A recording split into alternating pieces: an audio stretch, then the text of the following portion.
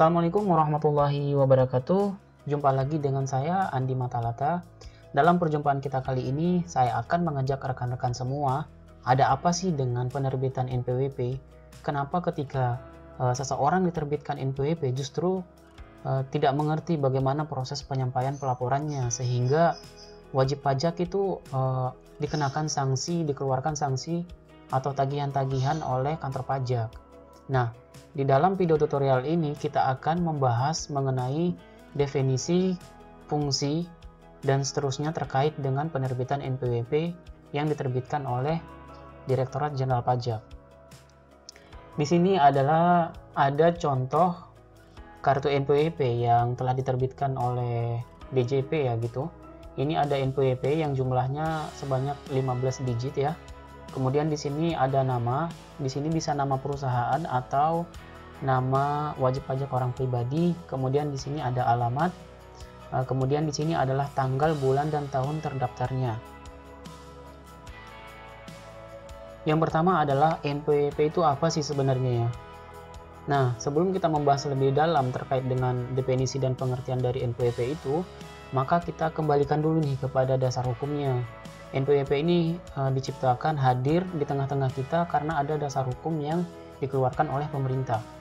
Ya, yang pertama adalah dasar hukum FER 02 Pajak 2018, di mana FER ini mengatur tentang tata cara pendaftaran dan pemberian nomor pokok wajib pajak, pelaporan usaha dan pengukuhan pengusaha kena pajak, penghapusan NPWP dan pencabutan pengusaha kena pajak, serta perubahan data dan pemindahan wajib pajak. Nah, di dalam FER ini ya sangat rinci dan detail dijelaskan oleh pemerintah terkait dengan tata cara pendaftarannya seperti apa. Kemudian NPWP itu diberikan kepada WP orang pribadi maupun WP badan. Kemudian juga ada pengukuhan sebagai PKP, penghapusan NPWP, pencabutan PKP, dan seterusnya. Nah, kemudian ini adalah definisi umum secara teori maupun secara menurut Kemenkyu atau Kementerian Keuangan.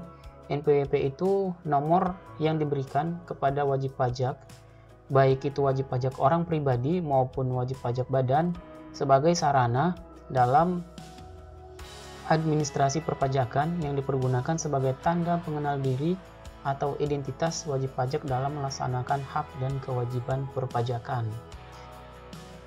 Kemudian ada fungsi NPWP. Nah, fungsi NPWP itu apa sih sebenarnya? Nah, menurut perpajakan, fungsi NPWP itu memiliki 3 fungsi. Yang pertama, sebagai sarana dalam administrasi perpajakan. Yang kedua, NPWP sebagai tanda pengenal diri atau identitas WP dalam melaksanakan hak dan kewajiban perpajakan. Yang ketiga, NPWP dapat menjaga ketertiban atau tingkat kepatuhan dalam pembayaran pajak dan pengawasan administrasi perpajakan. Jadi nih kita di sini pengawasan administrasi perpajakan. Jadi ketika seseorang itu telah diterbitkan NPWP, baik itu orang pribadi maupun badan, maka dia akan selalu dalam pengawasan dari Direktorat Jenderal Perpajakan. Yang kedua adalah fungsi NPWP itu di luar perpajakan. Yang pertama, menjadi dokumen ketika ingin mengajukan pinjaman ke bank, seperti pengajuan kredit kepemilikan rumah KVR, kredit tanpa agunan. Yang ketiga, kartu kredit. Yang keempat, kredit multiguna. Sedangkan yang kelima, kredit kendaraan bermotor. Selanjutnya adalah ada syarat-syarat NPWP ini diterbitkan, baik diterbitkan kepada WP orang pribadi maupun WP badan. Yang pertama adalah syarat subjektif. Nah, ini dasar hukumnya adalah dijelaskan dalam FER 20 Pajak 2013 bahwa orang pribadi maupun badan wajib memiliki NPWP apabila dia telah dinyatakan memenuhi persyaratan subjektif dan objektif sesuai dengan ketentuan peraturan perpajakan yang berlaku.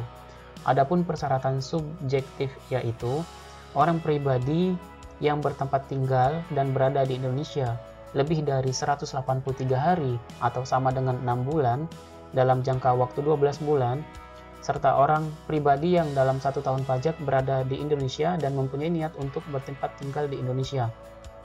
Nah, maksud dari kata ini orang pribadi yang dalam 1 tahun pajak berada di Indonesia dan mempunyai niat untuk bertempat tinggal di Indonesia. Nah, ini adalah dijelaskan atau dimaksudkan kepada mereka WP asing, wajib pajak orang pribadi yang berasal dari luar negeri ketika mereka berada di Indonesia telah lebih dari 183 hari atau sama dengan 6 bulan, maka WP asing ini bisa mengajukan permohonan untuk mendapatkan NPWP. Nah, kemudian nanti tarif dari wajib pajak orang pribadi yang berasal dari luar negeri yang awalnya dikenakan 20%, maka ketika dia telah mengajukan permohonan pendaftaran untuk mendapatkan NPWP, nanti dia akan mengikuti tarif seperti wajib pajak orang pribadi yang ada di dalam negeri. Yang kedua adalah badan yang didirikan atau berkedudukan di Indonesia. Ini adalah termasuk salah satu persyaratan subjektif yang harus dipenuhi. Yang ketiga adalah warisan yang belum dibagi sebagai satu kesatuan menggantikan yang berhak. Kemudian selanjutnya adalah ini syarat objektif. Nah, wajib pajak orang pribadi sudah memiliki penghasilan yang pada suatu bulan apabila disetahunkan telah melebihi penghasilan tidak dikenai pajak. Besaran PTKP penghasilan tidak kena pajak yang berlaku saat ini yaitu 54 juta rupiah untuk penghasilan dalam jangka waktu setahun atau disetahunkan.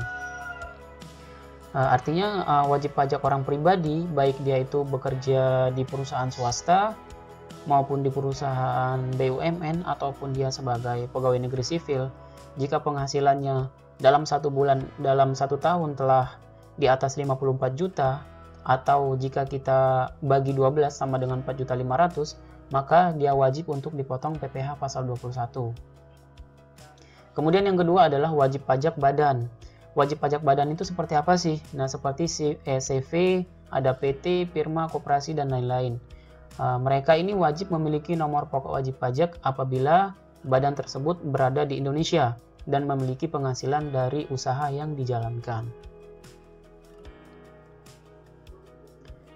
Selanjutnya kita akan membahas kapan sih NPWP itu diterbitkan. Oke, jadi yang pertama NPWP itu dapat diterbitkan oleh DJP melalui permohonan yang dilakukan atau diajukan oleh wajib pajak, baik itu wajib pajak orang pribadi maupun wajib pajak badan. Yang kedua, NPWP juga dapat diterbitkan oleh Direktorat Jenderal Pajak melalui penerbitan NPWP secara jabatan kepada wajib pajak orang pribadi maupun badan jika menurut dari